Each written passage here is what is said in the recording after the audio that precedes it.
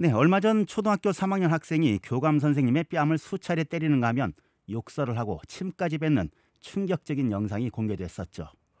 이후에는 아이가 자전거를 훔치다 경찰에 신고당했다는 보도까지 전해졌습니다. 참으로 심각한데요. 그동안 학교에선 아이 상태에 대한 정확한 진단을 위해 전문가 상담을 수차례 권고했지만 보호자인 아이 엄마는 완강히 거부했던 것으로 알려졌습니다. 문제는 이런 일이 생길 때마다 다른 학교로 강제 전학하는 방식으로 땜질식 처방을 냈다는 것입니다.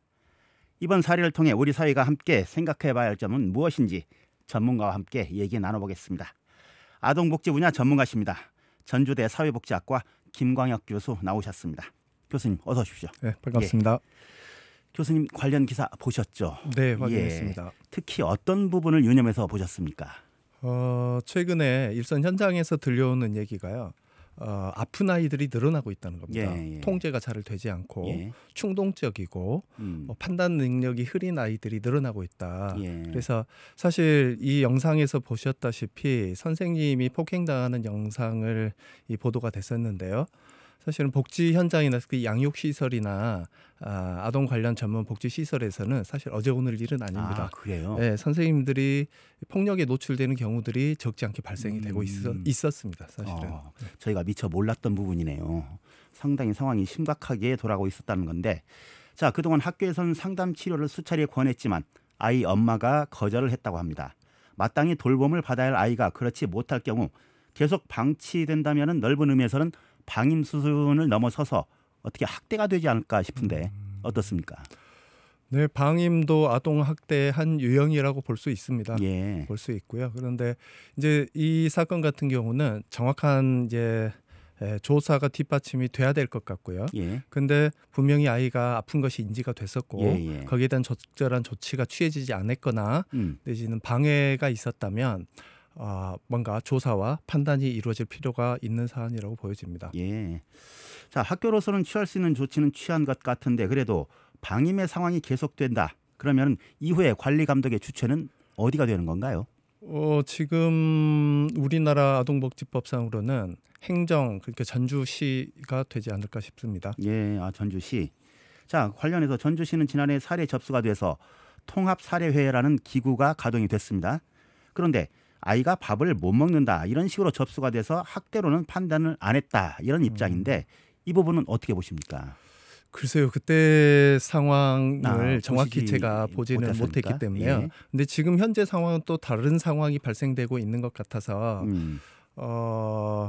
글쎄요, 그때 상황은 정확히 제가 알지 못해서 말씀드리기가 곤란스럽고 근데 지금 상황은 충분히 뭔가 재조사 내지는 재판단의 여지가 있는 상황이 아닌가 조심스럽게 판단이 그 당시 됩니다. 상황을 다시 한번 짚어봐야 될 것 같고요. 자, 일각에서는 아동 학대 조사를 과거에는 민간이 맡다가 이제 지자체로 넘어오면서 그 아동 학대에 대한 판단이 상당히 보수적으로 좀 작용하고 있다. 이런 지적도 있습니다. 어떤 의미입니까? 실제로 아이들의 생존권과 관련될 수 있는 부분 문제들이기 때문에요.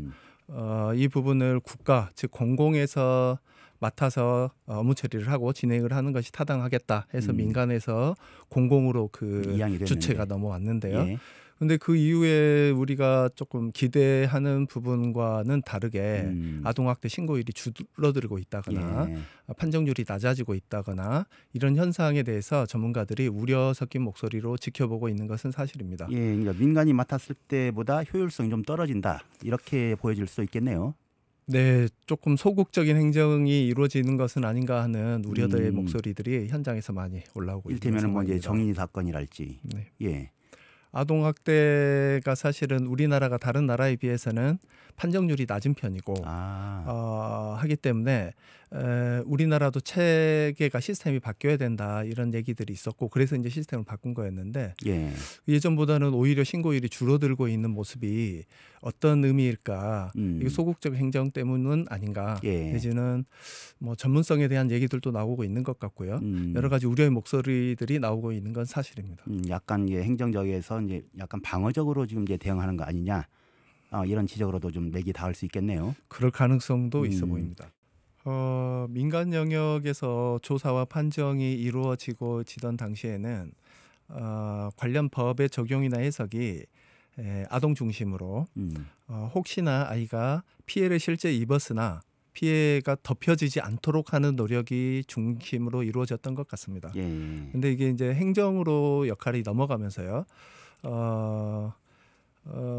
조금 소극적으로 판정이 이루어지고 있다는 얘기들이 나오고 있는 것은 사실입니다. 그러니까 뭐 들리는 얘기로는 뭐 여러 가지 뭐 전문성 얘기도 나오고 뭐 인력의 숫자, 그러니까 소규모 조직에서 많은 업무를 하다 보니 인력난으로 어려움이 생긴다 이런 얘기들도 나오고 있고요.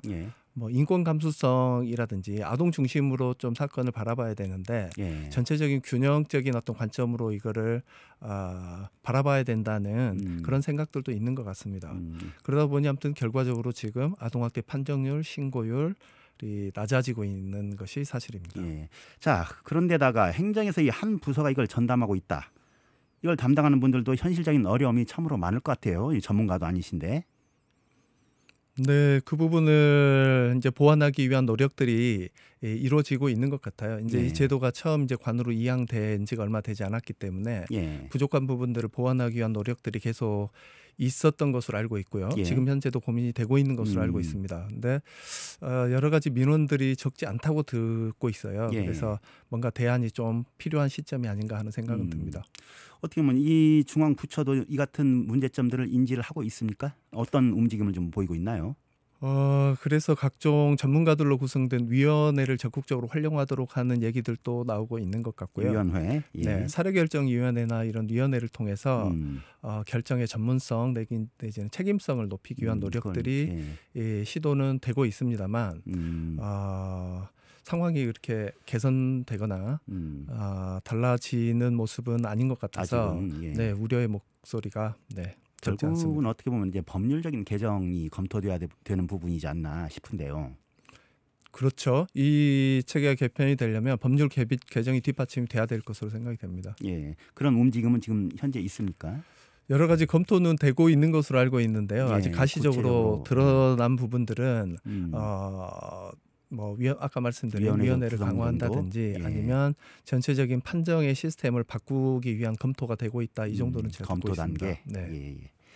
자, 그리고 이제 특히 이 아이에게는 강제 전학 말고는 별다른 조치가 없었던 것 같은데 정말 전학 말고는 방법이 없었던 걸까요? 그러니까 이 아이가 만약에 아픈 아이가 맞다면 본인의 의지와 관계없이 지금 충동 조절이 안 되거나 분노 조절이 안 돼서 나타나는 상황이라면 치료나 적절한 어떤 보호 조치가 함께 이루어져야 됐을 것 같아요. 근데 지금 현재는 어떻게 보면 방어적으로 계속 전학하는 식으로 문제를 이렇게 무마시키는 이런 조치가 계속 반복돼 왔지 온 것이 아닌가 하는 생각이 들어서 좀 안타까운 생각이 듭니다. 문제의 본질을 파고들지 못하고 그냥 땜질식 처방으로 계속 이어져 왔다. 이런 말씀이신 것 같은데, 자, 일부 전문가들은 이 아이의 문제가 가정으로부터 비롯된 문제라면 보호자와의 분리 이런 조치도 검토를 해야 된다. 이런 의견도 있습니다. 이 부분은 어떻게 보십니까? 보호자와 분리하는 선택도 여러 가지 조치 중에 하나가 될 수 있을 것 같습니다.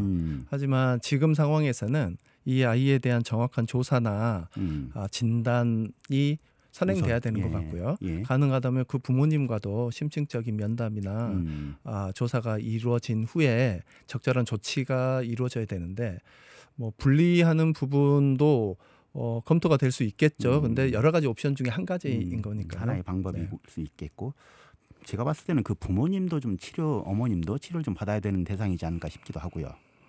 일반적으로 아이의 심각한 문제는 가정이나 부모에서 비롯되는 경우가 90%가 넘는다는 보고들이 있습니다.